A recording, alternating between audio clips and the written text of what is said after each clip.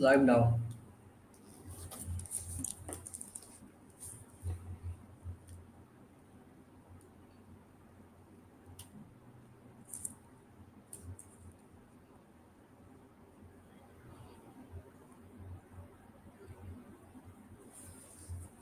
There's a slight lag in the.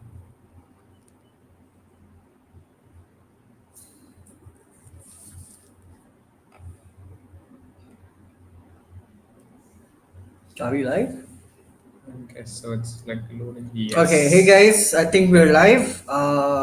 Let us know in the chat if you're audible and you can see us. Yeah. Thank you so much, Thank you, sir. sir. Thank you so much.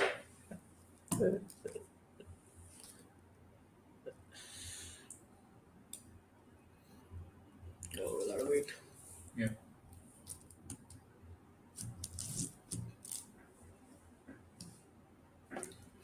So I think we'll introduce ourselves first. I think we're doing the live. It's good news, we're doing the live. So my name is Rishab Ram. I've converted the XLRI PM program, and currently I work as a content manager at Cracku. I've been working here for the last 1 year. It's been a lovely 1 year. So I'm Rajat. I converted XLRI HRM program, and I also work here as a content manager. So that's about the brief, and we'll talk more on the go. And With the as and when the questions come in. yes, so post in questions. We are ready to answer. You can ask anything that you have doubt from like any angle, any place, like It's buffering starting to apparently. end. Yeah.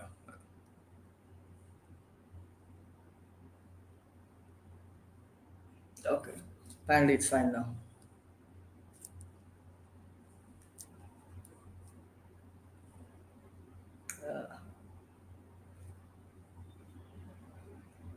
So post your questions here. We'll be answering one by one any kind of question. So Yeah, any kind of prep queries, profile based queries, percentile, or anything about cat and that will be more than happy to answer. how to crack that? It's a very difficult than cat. I think that would be the It's question. a Or different different or thing. difficult, both can be. Okay. I'll take the Yeah. question because I'm from an engineering background, and I always found CAT more interesting because DILR and Quant were two, let's say, math leaning sections, and I always had fun, and I just had to get through VARC, prepare for VARC, and get through with it. But when it came to that, right, so there is VALR, LR barely come, and then there is decision making, and then there is QA and DI. QA and DI and VA is more or less same. Decision making is another entirely different section. And I used to suck at decision making. Honestly, the first time I took a decision making sectional test was right after CAT, and it was the 2024 DM section. I got 0.25 marks the first time. I do remember that day. And the mistake is that a lot of people treat decision making as a different kind of RC section, which it is Yeah. not. It is actually much more subtle. There are much more. You'll have to look into the tones and look into the urgency of the paragraph. So that is not different than, not entirely different than CAT, but that 1 month of December, I would say, dedicated to decision making, and you can crack that very well. I actually ended up getting a 99 percentile in decision making. It was, I honestly was lucky too, but then yeah. Yeah. So if I would take that, I'll just continue with a small point. I'll agree with most of his point. One point is that the structure of the exam is slightly different, right? Yeah, yeah. CAT is like 2 hours, ZAT is like, so you have to have the stamina to sit through the whole process. But one thing is that CAT is like very kind of objective. You know, okay, mostly this is the answer. Mostly you have to solve it. BRC also you can pretty much eliminate mostly. But when you go to ZAT, either in verbal section or DM section, I was not sure whether I'm doing it, right? You're just going to answer based on your thing. I that is correct for most of the times, but I would say for the 2024 CAT and then 2025 ZAT, 2024 VARC section was much more subjective and much more ambiguous. If you see the 2025 ZAT, there were some questions that were fairly objective and you can get it correct. But what he said is correct. It's an entirely different thing where you get the stamina to stay for 3 hours and make it happen. Yeah. So another question that is right after that is that he has a doubt regarding private colleges. Did you fill?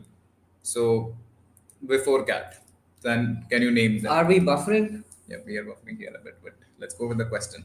Okay, I'll be very honest. I actually fill very few colleges. I hate giving MBA interviews, and I wanted to give as little as possible.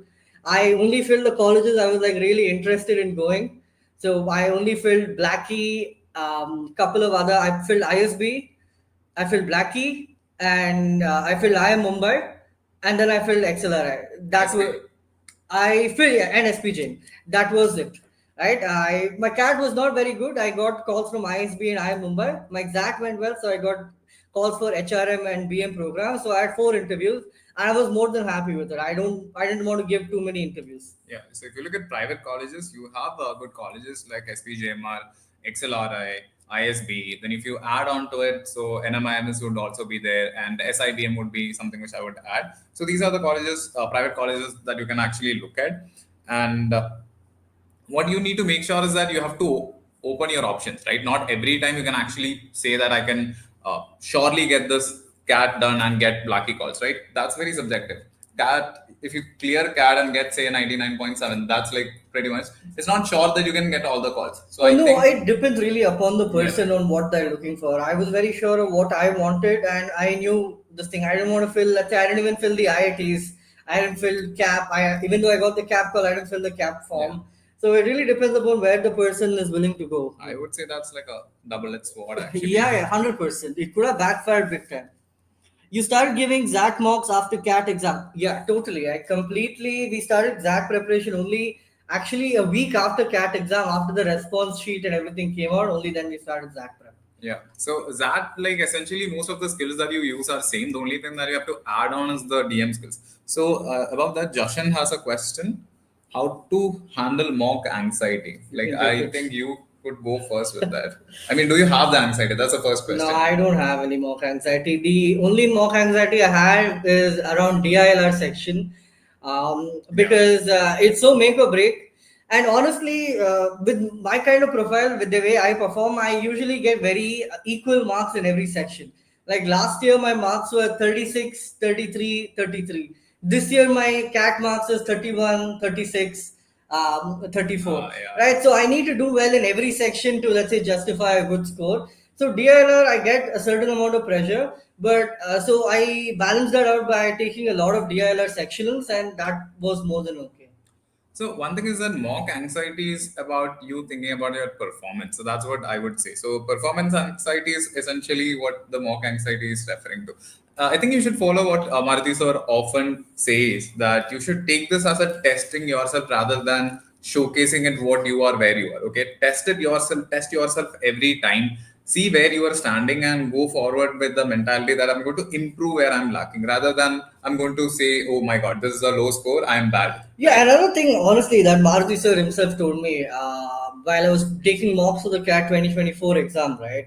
I came to him with some doubts about how do I aim for mocks and everything. He said something very simple. Don't try to overdo it, but don't try to underdo it itself. For me, he had told her, I want you to keep a target of, let's say, 90 marks in a mock. Hard or difficult, you should be at least crossing 90 marks, right? That means you are getting it, you're crossing the line every single mock.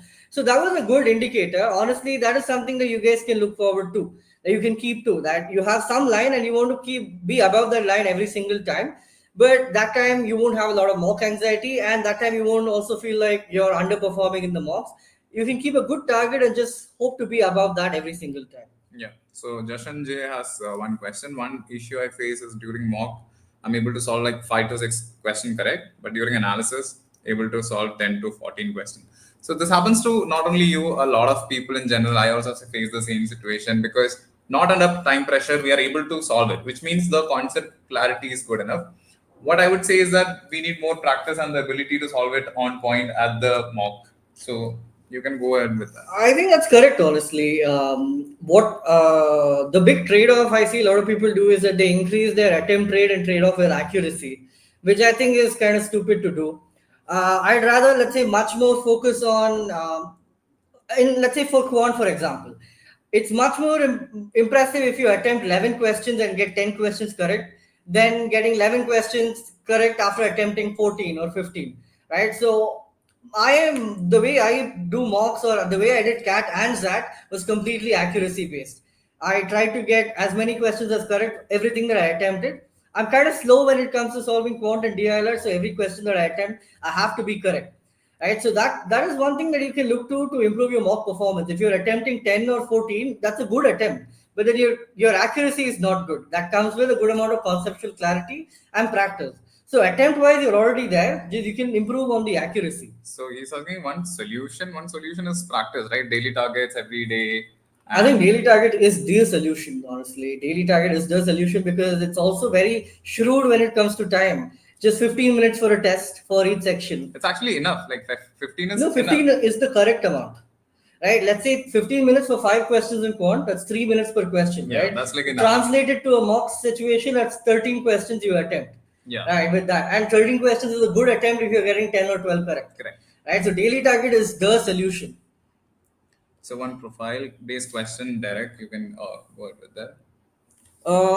Derek is asking 68, 57, 7.3 non engineer, male SC category, started job this month. How much I need to score for CAT 2025 for Blackie, FMS, IIT, and this thing? I think around 95 percentile. Yeah. I mean, I'm not very Yeah. sure about that No, because I'm fairly confident with your profile and whatever is good, non-engineer and whatever diversity points you'll get. I think 95 percentile should be fairly good yeah. to convert a lot of your colleges that you've listed here. FMS for sure, and colleges like Cozy Code and Indoor, which gives a lot of diversity points. You'll be able definitely be able to Yeah. convert them with a 95 percentile and a good interview score. Okay, another profile. I think you can take it. So Tetsuya Kuroko. Okay, I don't know the real profile name. My profile is 978 engineering male. NCOPC with 2 years of work experience. What are the chances of me getting selected into top B school and what percentile will be required? Okay, one thing I'll definitely add here is that your profile is like say 978. That is fixed. You can't do anything about that. The best thing that you can try to do here is to improve your percentile. Also, don't have this notion that okay, what percentile will be required or something. It totally depends on the college and the exam that is. So if you look at specifically for that, I can't exactly say what percentile can get you in. I know people at 99.5 and 99.8 getting rejected, whereas say 94 or 95 also getting selected. So if you look at that, it's a bit dicey. Interview has a lot of weightage there. I think you can tell your own thing. Rajat Yeah. had a fantastic interview performance. So one thing I'll add here is that my XAT did not go very well. On that day, I remember coming back and telling like, okay, this year all the exams are like done. I'm not going to any B school this year because XAT was so bad. And the result came out, it was around 97.5 around. And I'm like, okay, I might get a call because based on that, but I don't think I'll convert because the percentile is really low. So we didn't actually know the criteria of how this goes. But what I do every time is that if I get a call, I'm going to put in the maximum effort to make sure that I present in the best possible manner and make sure that all the things that is required, the prerequisites for an interview is done in the best possible manner. The knowledge, the how you present yourself, how you say, even the dressing up, right? You have to be very on point and make sure that you're confident on that. Right? So that is another point I would add. So make sure that whatever percentiles that you're actually getting on mocks, stay consistent and be there, like improve it. So only thing that I would say is that aim for the best and do your best, and that's how I go about it. So it depends on the college, it depends on the test also. So say if you're a non-engineer in that profile, a 97 could give you most of the calls. 100%. And no, this is literally example that your MBA aptitude test is basically a tick mark or a selection criteria for the interview. And then your interview plays such a huge weightage. It's crazy, So honestly. it's a necessary condition, which is the mock test, but not a sufficient condition in itself. How did you approach decision making? What resources did you use to master it? I wouldn't say I've mastered it. I did fairly well in the 25 exam. Yeah. All I did for decision making was the previous year questions all the way from 2012 Yeah. XAT, all the to 2024. And Also, what some of the DM sets from our study room also we just used. well, I did all the decision making doubts Yeah. that came to the Cracku platform. But the way I did it was, as I said, I had a bit of trust with decision making. I used to approach it like an RC section, never used to do well. And then I just stopped giving DM sectionals. What I did instead was I went to each DM set from previous year questions. And then I started analyzing it. I started making notes and I started understanding what standard framework they were using to, let's say, pick an option, right? And I did that for every single previous year question set I available. So that was your previous year question said the important thing is not to use, let's say, a video solution or any video concept. You should put in the effort and try to understand it yourself on how the framework is created to answer decision making questions. Try not to get it spoon fed. Try to make that logic yourself on how to answer decision making questions correctly. That is the best advice I can give you. So here is Rishab Sethi. Congrats, brothers. Totally deserve. Thank you. We were all on this journey together, and we are very happy that all of us are going to really good Yeah. places. Rishab Sethi, thank you. He's also going to IMA, Yeah. and we are really happy for him also. You can take how did you approach the XLRI interview process? The interview process, right? So basically, what you need to first understand is that XLRI interview process is a bit different from say other B schools like IIMs. What I felt is that the interview process does not focus more on very objective GK type questions. I mean, maybe some people would have felt that, but in my interview, it was not there. Where was it there in your interview? Like a pointed GK questions, like who is this guy? Oh, not at all. XLRI does not do that. Most of the time, they don't do that, Yeah. right? I'll tell you my interview experience, my BM interview experience. Actually, I had both the interviews, both of them went decently well. My BM interview experience, the group discussion topic was, is AI going to replace traditional creative industries? I know some are very similar. So I had a good group discussion, and then when I came in for the interview, it was basically, let's say, a continuation of that, where asking the applications of AI in my workspace. So it went on from there, and then it went on to work experience, and they were giving me hypothetical scenarios about work experience. And then while I was answering, in the middle, they stopped me and they said, "I want you to give me two real life applications of algebraic equations." Oh. I answered it, and that was the end of the interview. Nice. So that is like how your experience went through, right? I'll also add my own bit of how my interview experience was, and then let you know like how you can particularly prepare for that.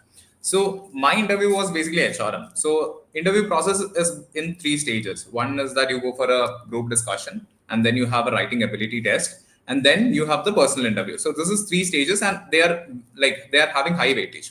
Now the first topic that I got in the group discussion was how will you use AI? So the relevance of AI in talent management today. If I remember this. So that was a main topic, and we had a discussion.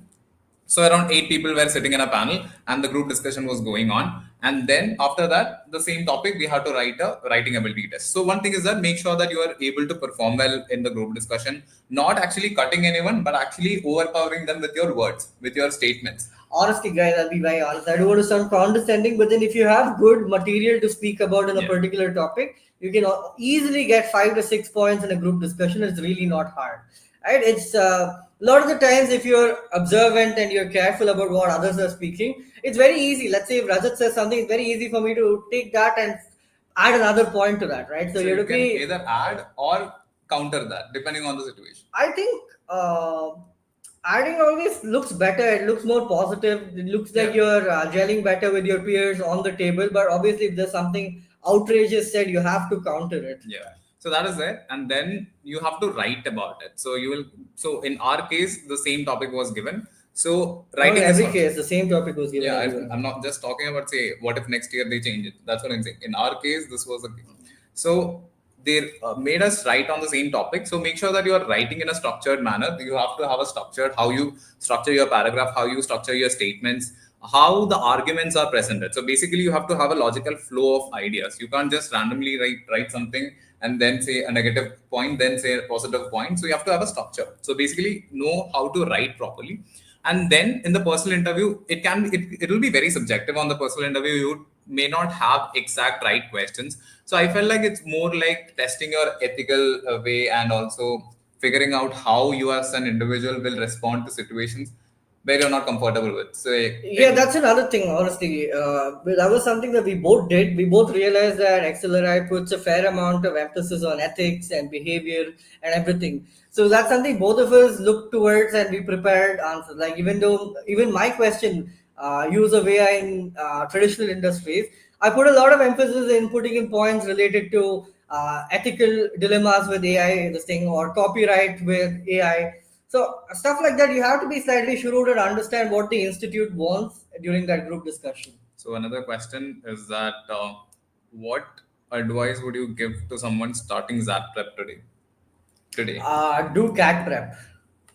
Yeah. 100% CAT is your main exam. CAT gives you calls to all the colleges in the country, most of the colleges in the country, and CAT is also a standard exam. The it's a most of it's a the standard skills exam. that you need for And this is that. not just for that. This goes for NMAT, Yeah.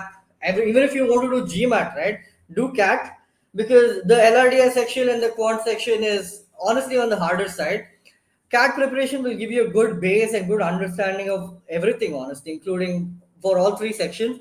And honestly, let's say if you want to do NMAT in October or November, Yeah. you take a week off and do NMAT mocks before you go to the NMAT exam. That's about it. Or SNAP you want to do in December, you take a week off, do SNAP mocks, and then you go to the exam. Yeah. ZAT you can give December for decision making, do ZAT mocks and go for the exam.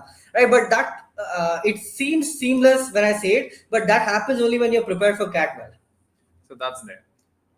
Then, how important is the SOP and what tips do you have for making it impactful? So, right before this, we had a form to fill. Correct. That we So, did, yeah. so what about the SOP? I still remember the day the SOP form came out, right? We So, were both sitting together. Actually, three, four of us were sitting yeah, together and figuring out what to write and we were like, everything. okay, so any day, like you have done your exams, you are doing this, and you get a call. Now you're like in a zone, right? But what it's like suddenly you have to like write a lot. So you have to frame things. So it's actually not a very, say, easy process, right? You have to sit, think a lot, write, and refine it, refine it, refine it. So that No, happens. it's not an easy process actually. I had calls from both BM and HRM, Yeah. and I wanted to give both the interviews because I didn't have that many calls also.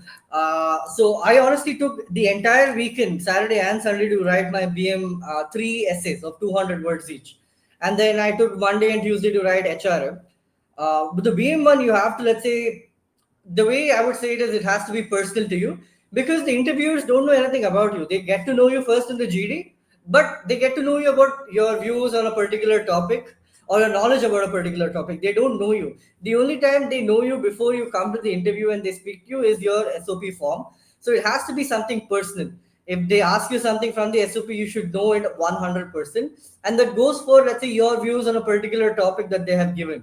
Let's say if they, I think in the HR SOP that asked you which HR issue interests you and what would you like to, something like that, And right? what if you happen to just copy it from somewhere? That can be a disaster for you because Exactly. you're not able to justify. Because they can ask you. They Excel interview some a place where I felt like every individual document was really checked. Yeah. Like they even took my say offer letter, everything. They even asked me like how much are you getting paid? I'm seeing this much amount, things like that. They go into depth. So if you're getting an SOP, make sure that you write it in the best possible manner. Especially if you're going for an HRM interview, I'll give my perspective is that a lot of subjective questions are Yeah. there. What HR issue?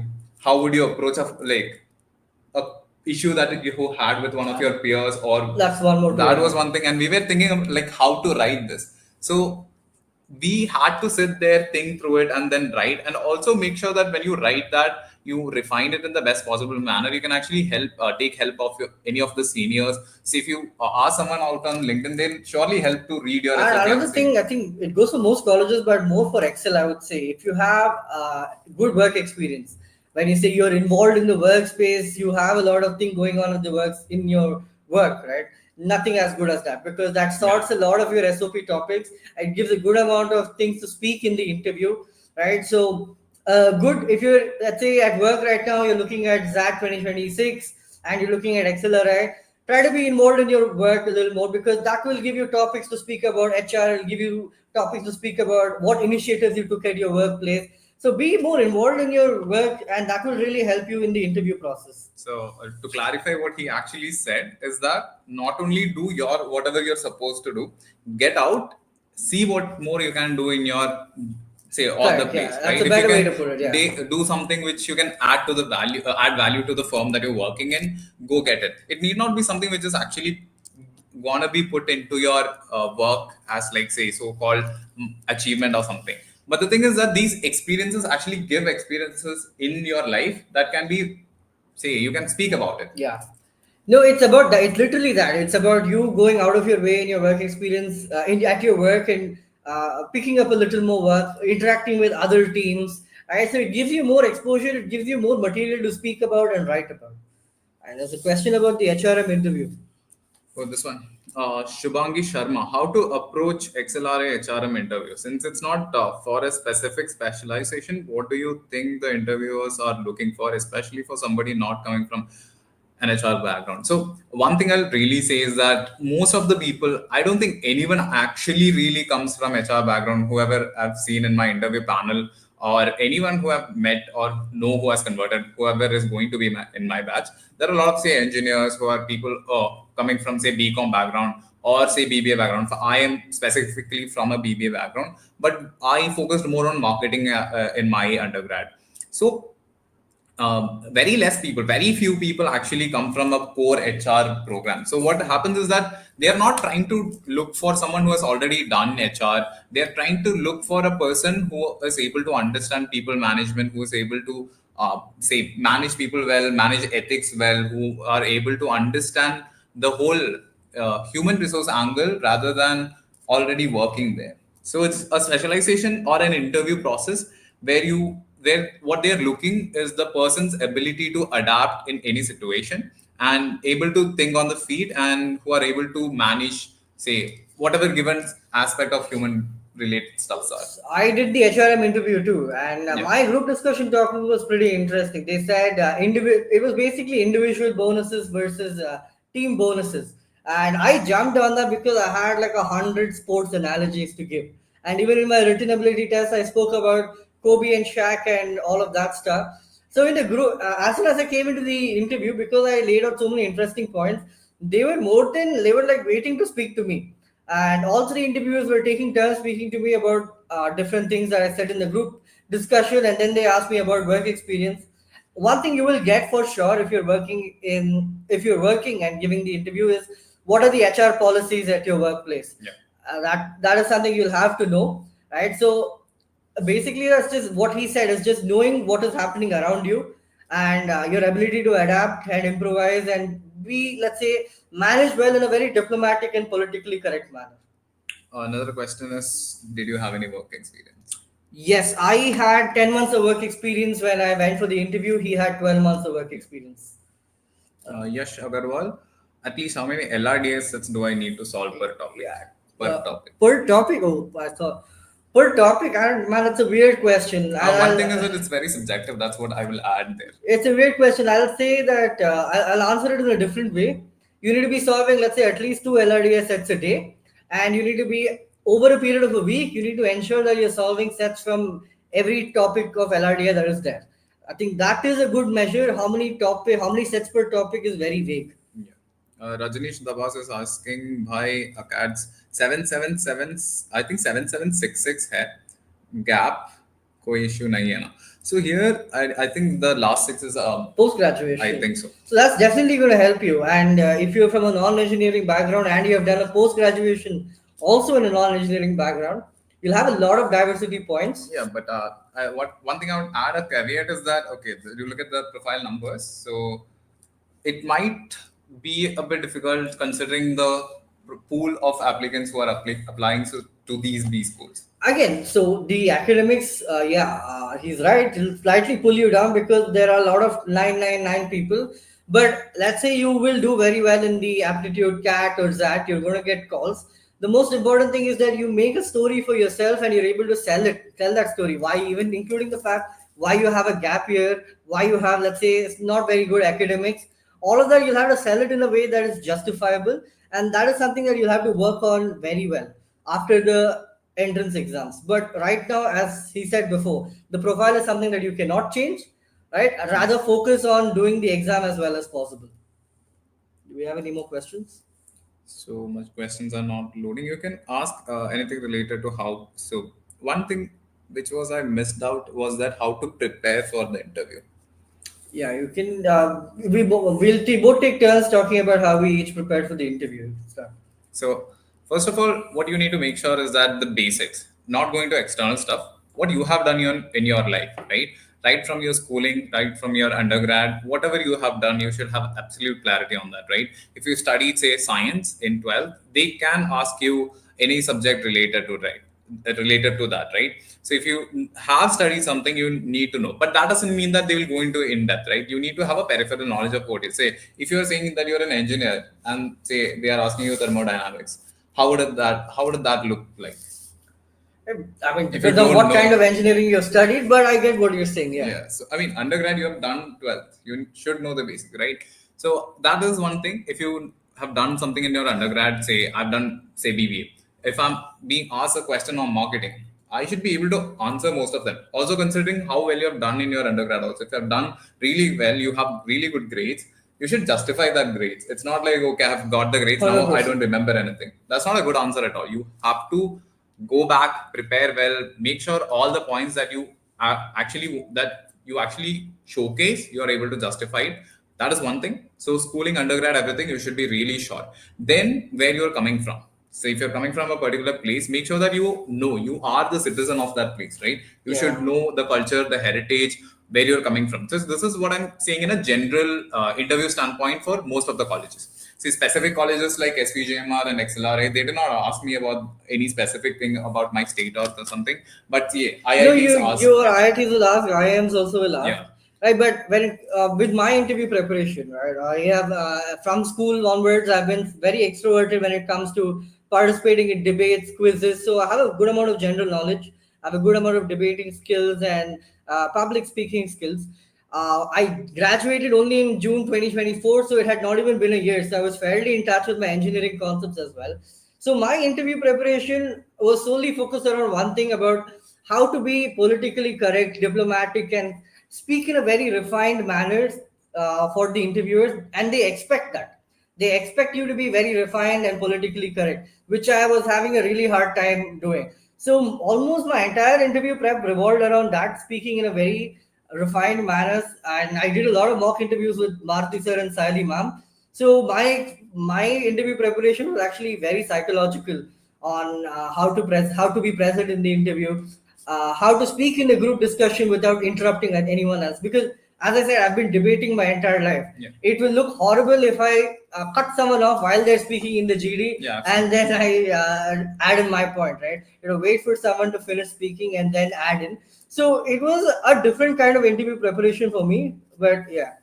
So one thing is that it's the process will be very subjective, but what you need to prepare on is that these basic stuff, know about your place, know about what's going around, the macroeconomics of the country, what is going around in the country, and especially anything related to a particular company or something which you really like. Say if you, I'm just giving multiple instances of my experience.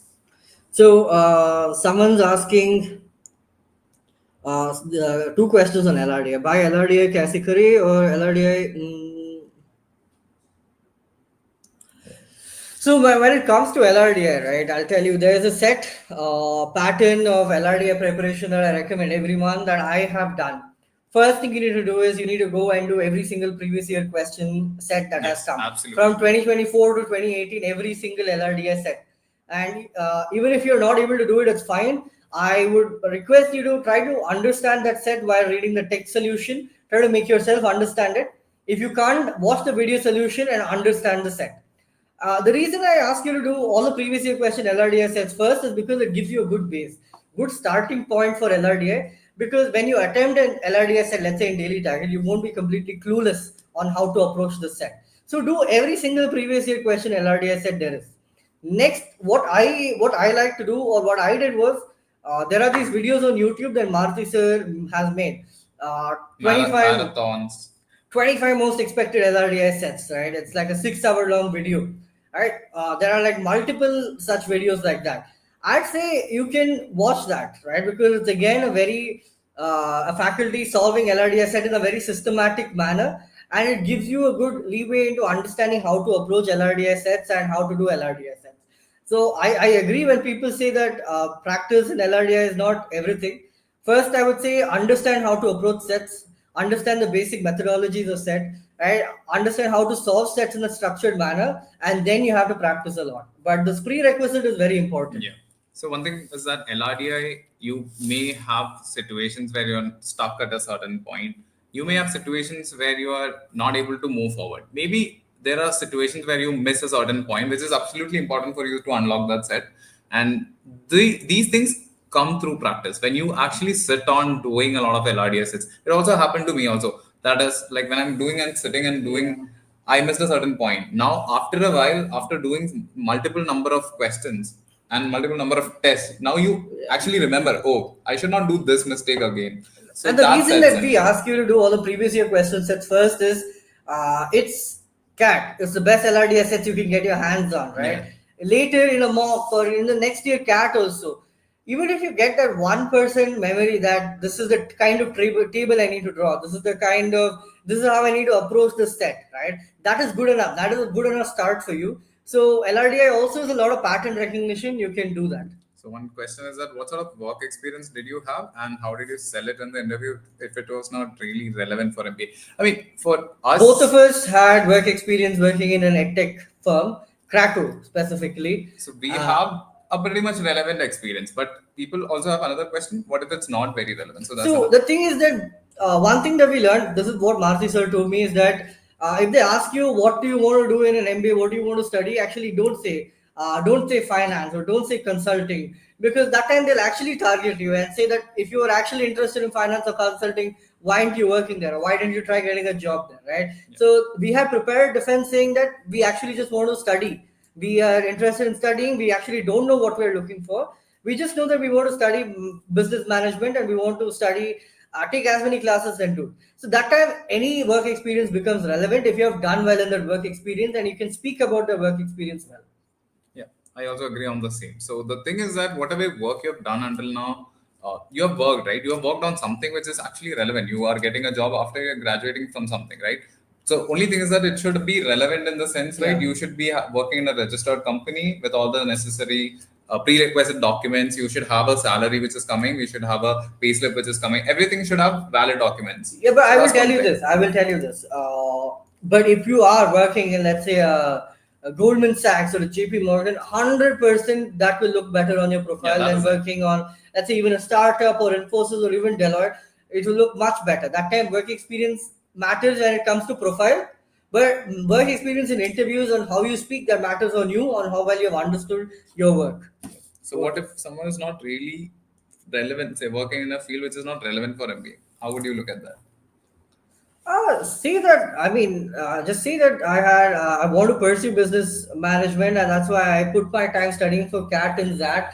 I'm really interested to study, and that's why I've taken upon this journey, right? And then you can sell yourself, and then again, even if it's completely not related, it's important for you to know what you have done, right? If you have studied, if you're a math major, it's important for you to know what you have studied. Same thing for work experience. Whatever you have done, it's important for you to know it inside and out, like completely well, Yeah. right? Relevancy, you can take care in the interview, but what is important is you knowing what you have done very well. Yeah. So one thing is that you have done this journey, right? If you are sitting in front of an interviewer, which means that you have done something right. That's why you're Yeah. in front of them. Now it's pretty much easy because you are putting in a fight to do something better in life. So if you're able to justify why you want to transition from whatever you are doing right now, you should be able to justify it with pure facts, right? I was doing this, but I figured out that I am interested more. So I took on this journey of doing an aptitude test. These tests are not easy. I'm telling you, the process is not very easy. So they know that you have put in the fight, you have come to this room. If you're sitting in that interview room, you are there, you are like Yeah. equally valid there, right? So the ability to showcase that I have the ability to do better in life and I can do better given the opportunity to do well is what you should put in front. So that is what selling yourself mean. So it's not like you have to select me. It's not like that. So someone asked, "What's the best way to revise quant?" I learn a topic, and after some time, like 3 to 4 weeks, I forget it. Okay, I love quants. I love math. That's one of the reasons I wanted to do MBA. I wanted to study math again properly in a financial perspective. The way I approach quant is, I first you need to make sure you resolve your conceptual queries, right? If you, let's say, you're doing quadratic equations and you're not understood a certain part of it, first clear that out, because after, if you've completely understood a topic, you're not going to forget it. Secondly, once you've cleared that topic, you need to do study room practice, 20 to 25 questions a day, and you will also make sure that you have done all the PYQ questions on that topic. So that's how you comprehensively cover a topic. uh, Concept videos, whether it's concept videos or books, remove your conceptual queries, study room, and then PYQs, and then continue, make sure you're doing consistent quant practice every day, 20 to 25 questions, right? Keep mixing it up. 10 questions from arithmetic, 10 questions from algebra, 5 from, let's say, modern math, and the other day some 10 from geometry. Mix it up, keep doing it, and then you're not going to forget it. Just stay in touch with what you studied. Yeah. So Dhananjay, I just saw your message with the profile one. So if it's 43% in 10th and 84 in 12th, 16 diploma, I think the order is quite so 75 in BTech. Okay, so you did a diploma then 75. So I'm not the right person to actually comment on this, because one thing is that when you have a really good profile and then you go for an exam and you make sure that okay you get a call, but sometimes say when the applicant pool is so vast and they have really good profiles, sometimes your profile may not come up. So what we can best do at this point is that try to get a best percentile in most of the exams. Go for most of the tests. Apply for most of the entrance exam, MHCT and all. Because I know certain colleges, say JBIMS. JBIMs don't much consider the profile much. They what they actually care is about the percentile that you get. And I think they also don't have an interview, right? JBMS, they don't have an interview, it's just straight admission, yeah. So there are certain colleges. So don't be disheartened by the fact that okay, my profile is not good. Make sure what you can actually do best out of the given opportunities that is present in front of you. That's where the skill of I think a manager comes into play, right? This Look is a at the nice opportunities in question. front. Good continuation. Congratulations, thank you first of all. You guys have successfully entered one of the top MBA colleges in India. So what are your dream jobs and dream companies and your future career goals? Okay, I think you can go forward with the dream job or career. Dream job, dream career. I will be studying finance in XLRI IBM. I will be specializing. I'll be taking a couple of certification courses as well to improve my profile towards finance. My dream job, I want to work in private equity, and my dream job would be opening my own firm. Because I'm very committed to staying in India and helping India build. And so, yeah, my dream job would be opening a successful firm of myself. Being part of the Yeah, Viksit 100%. 2047 goal. Yeah, So that really is my really there. thing. Yeah, I'd want to do something to help India. Yeah, so if I look at like I had a very much profile which is inclined to marketing, and considering how the calls have went and everything, I currently am going into an HRM program. So what my intention is to learn more about the program, because I understood that this is a very unique program, right? It's one of the best human resource programs in the world, and it's not just HR, which means say you handle only the hiring process and all. So HR is including a lot. So when I went through the syllabus and all, I got to know that there is a lot of internal structures, how you handle people, organizational behavior and stuff which comes into play. So I was really intrigued to know more. So my aim currently is to learn more, understand what are the opportunities and options that I can go into, and say figure out which is the best for me and then try for that. So currently I don't have a set career path in my mind. No, But neither do I, or neither does anyone. Honestly, set career path. I don't know what I'll be doing a year after MBA, but I have a general idea of what I want to be looking at or what I should do. okay, I think we have a question here. yeah. 99.74 percentile did not convert anything. What should I do next? Oh God. I think what you should do next is something that you should discuss, let's say, with your family and with your mentors. Let's say if you're working at a good place, you can talk to your manager and understand what to do better. But if you've got a 99.74, I'm 100% certain you will get a 99.99 next year. Yeah, sure. And it is my request that you give CAT another time, because I'm sure that you will do much better. And this looks like CAT is not your problem, but next time when you get a 99.99, take up an interview preparation course, and then you can do the interview well as well. So yeah, that would be my advice, and that would be my request. If you have done so well in CAT next year, I'm sure you'll do well CAT next year too. So there's another question from Singh Ritesh. First time CAT preparation start कर रहा हूँ, कुछ tips दो ताकि अच्छे percentile आए. Man, That is a very generic question to ask first of all. yeah, I don't know where to start, honestly. I would say, I think the standard thing is like give an open mock, right? Just like use one of the Cracku free mocks. I think one of us, we can post a link for a Cracku free mock. Just give that free mock. And what that will tell you is your weaknesses and your That strengths. I would say is the litmus test. Yeah, as the litmus test, right? You'll get to know what your strengths are, what your weaknesses are. To the point, let's say in the quant section, you'll get to know if you're good in arithmetic or algebra, right? So from there, you can start understanding where you're weak at. you can focus a little more on it. If you're good at it, if you're good at something, you can focus on making it stronger. So that's how you, I would say, start your CAT preparation. Just take a free mock and try to understand where you're good at it. And once you start your preparation, first thing, clear every single conceptual doubt you have. Finish the syllabus as fast as possible, and give mocks, but not too many mocks. I would say around 15 to 20 mocks is the perfect amount. Siddharth Gupta had asked a question. Should I mention about my family business that I've been managing with another business that I worked in? I do have some payments received in my account under my name, and how should I frame this? You should definitely mention about your family business, if you can speak about it in a comprehensive and clear manner, because it will look like you've been very involved in your family business and you know exactly what is happening.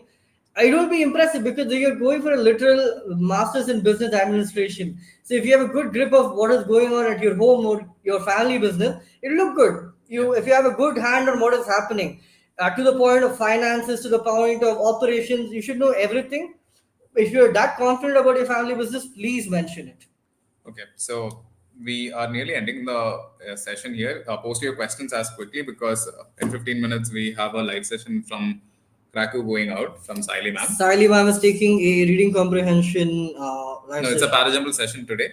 Oh, so yeah, yeah. So, what time did you study every day? Considering both of you are working professionals, usually both of us got off work at 6 o'clock. I'll tell you what I did. I used to get back to my room, relax for a bit, and then go to the gym, have some dinner, and then I used to get back around 8:30, and I used to study from 8:30 to, let's say, 11:30 or 12:30. And during work, whatever half an hour, 1 hour I could find, or before work. So, but primarily it used to be after work from 8:30 onwards, and both of us used to capitalize on our weekends as much as possible. Yeah, we used to sit together. The thing is that if you're a working professional and you want to prepare for CAT, you have to sacrifice your weekends for CAT preparation. Yes, it's a lot of sacrifices, right? Yeah. So when you look back at the whole journey, it was not simple, right? We sacrificed a lot of our weekends. We did not go out. We did not know outskirts of the city which we were working at. We only went out to Hyderabad after we cleared our exams. We weekends, let's say, is your start. You'll have to capitalize on it as much as possible. Have to give a mock every Sunday. You have to do sectional tests and a lot of practice on Saturday. Yeah. Because I'll tell you, mock does not seem as easy as it sounds. Okay. Let's say you give a mock at 10 o'clock to 12 o'clock. After 12 o'clock, you'll be exhausted because it's 3 sections and you want to do the mock with as much intensity as possible. And after that, you'll be tired and you want to take a break. You go for analyze. Lunch. You go for lunch, come back, sit there, analyze until 9. So your entire day is gone. So you have to capitalize Saturday for practice, Sunday for mock performance. So that is it. So preparing for this journey can be a bit challenging, but definitely rewarding is what I would say at this point of time. Right? Any tips for RC how to be better on accuracy? That is all you, buddy. All you. Okay. So one thing I will add on to the preparation process is that you have to identify your strength and weakness. So I don't think I had any particular day where I prepared or focused on, say, RCs or verbal, because you have to identify over a period of time of taking mocks and doing something really good that, okay, I'm able to do this well. So one thing which really helped me is that I was pretty much able to do this RCs and say VA questions pretty effectively. On mocks also I was able to score. So what I used to do, I capitalize more of my energy and time into doing more practice of DILR and quant, especially certain quant section where I felt I'm really weak at. So what you need to do is that, okay, if you can find a good team of people preparing, that's really good. If you're weak at something, you can actually ask doubt to the other person. So that really helps. Now, if you look at RC tips, so Siddhartha Gupta, I'm specifically pointing this out. One thing is that focus on reading every day. Focus on understanding what you're reading. So a lot of people will read stuff, and if I ask them what they're actually reading or what they've actually read, the points that they give me back sometimes may not really align with what the author has I'll tell you this for RC. I think he's the best person to tell you because BRC was a strong section. I think he attempted only 20 questions out of 24, and he ended up getting, let's say, 48 raw marks. And he gave me one of the best tips when it comes to RC. That first, you need to know every single previous year question RC, and you need to understand the reasoning as to why the correct option is the correct option and why the other options were eliminated. So that was great advice. So if you have not done previous year questions RCs, right, first do it before doing anything else. And as he said, understand why the options were eliminated. Saili ma'am has video solutions before under every single previous year question RC, Yeah. even actually under daily target RC or mock RC, right? What you can do is another good advice is what you can do is read the RC yourself, and for the options, go to the video, scrub till the when mom starts answering the questions, and when she answers the questions, listen to her on how she eliminates options, how she chooses the correct option. Right, reading the RC and understanding is your responsibility, and you can use her help and the video solution to understand why the correct answer is correct or why she eliminates options. And she does it very well, and you can do that for daily targets, you can do that for mocks, you can do that for previous year questions. That is something you should definitely do. So one thing I would say is that it's not more about selection; it's more about elimination. So if I'm doing an RC and if I'm not able to eliminate all the three options, I'm not marking an answer. Yeah. So that is where the game for me is. That's how I approach it. Until a point where I'm able to eliminate three options, that is the point I'm going to answer it. Say I eliminated three, the fourth one should be the answer. So that is the approach I always go forward to. And different people have different ways to eliminate options. Some people say these are extreme words. But one thing caveat I would add is that any strategy that you use, it need not be foolproof, right? The author can sometimes make extreme statements, and if you go forward and eliminate an option stating that this is extreme, maybe it can backfire. But quite often in That's CAT, again, that's too far. But if you're just starting your RC preparation, Yeah. most of you who are, I would really suggest Salimam Video Solution. They're a lovely way to understand how to do RCs. What mocks would you suggest I buy? And I'm not even being completely unbiased here. In my first year of preparation, I did CAT 2023. I got a 99.89 percentile. I only did Cracku mocks. It's not that I work for Cracku here. I am a complete Cracku loyalist. I, in my heart, believe that we have the best mocks. I think we have because we put so much effort and so much emphasis into mocks and trying to make it as close to the exam as possible. For my 2023 CAT, 2024 CAT, 2025 ZAT, I have used no other material other than Cracku, and I will recommend no other material other than Cracku. So I also used in my first preparation also Cracku, and then currently also in the whole process that we were here, we were only using our materials mostly for practice and everything. Mocks, yeah, you can consider multiple mocks if you want to try it out, but it depends on what is suiting you. So you go forward with what suits you, but we would suggest Cracku. We are What really putting in. suits you? I would know what is close to the exam. Yeah, that is it. Is much closer. Like the thing I have with Cracku was they used to give 15 mocks, Yeah. which used to be slightly short. But this year we're doing 20 dash cuts. Yeah. And that's going to be more than enough, right? So I'd say don't look anything further than Cracku. And both of us have used only Cracku material for preparation. I think. And we had an internal joke that we had testimonials from you guys last year, and we had an internal joke that we got testimonials. And Yeah, we got actually, employees from the testimonials. You can look at the Cracku website. I got 99.89 first year crack preparation, and I got the job on the basis of the fact that I used Cracku for preparation and I got the percentile. It's not a joke that actually happened. I completely because I'm part of the team that makes the mocks. We both are, and we know the amount of effort that comes from Marti sir and Saidi Imam for the mocks. I think we are the best mocks that you can buy. So that's the end of most of the questions, and we'll be there for 5 more minutes mostly. So if there is any question, be quick. We'll just wait for a couple more minutes Yeah. if there's any questions. Siddharth Gupta, I see yourself preparing. If you have any other query, let us know. We'll help you out as much as possible before we end the session.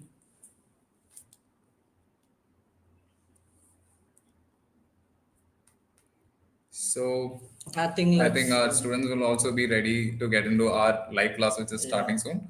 So mostly we'll end the stream, guys. Stream. Thank you so much. Thank you for being, for all the people, all Thank the you best. for the wishes. Thank you for coming to the stream. Thank you so much. I hope this was insightful and you guys had fun. Thank you. Bye.